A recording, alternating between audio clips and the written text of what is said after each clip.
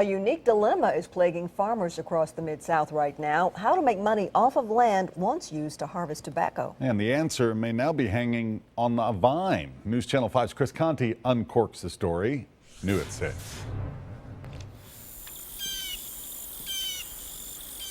Hundreds of acres of farmland in the middle of Kentucky. This is the third year for our grapes. Maybe the very last place you'd ever expect to see this. There was a lot to learn, more than I was expecting. Surrounded by 77 grapevines, Angela Vaughn is charting new territory. It's been a little more than we expected. During the off-season in the winter months, we attend seminars on how to prune, how to spray.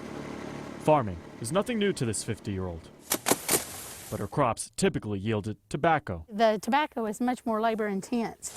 Facing decreased demand for an old crop, You can always tell Angela and her husband needed something new. if you actually pop the grape and it stains your hand, it's ready. Grapes, it turns out, are a perfect substitute for the soil where tobacco once was, and the return is just as high. We're trying to focus on something that we could raise less acreage, that we could be able to keep the next generation on the farm. We're seeing several people look at other crop opportunities. Angela isn't alone. Hundreds of farmers across the Mid-South are facing the very same dilemma of crop diversity. Tobacco is very labor intensive and grapes are as well, but a lot of these guys, they're willing to do those type of things in order to get that return per acre. New crossbreeds of grapes, Ag agent Jason Phillips says, bring French flavors, but can survive American pesticides. To me, the tobacco is much more labor intense than the grapes. Like a good wine, though, Angela knows turning a profit out of all this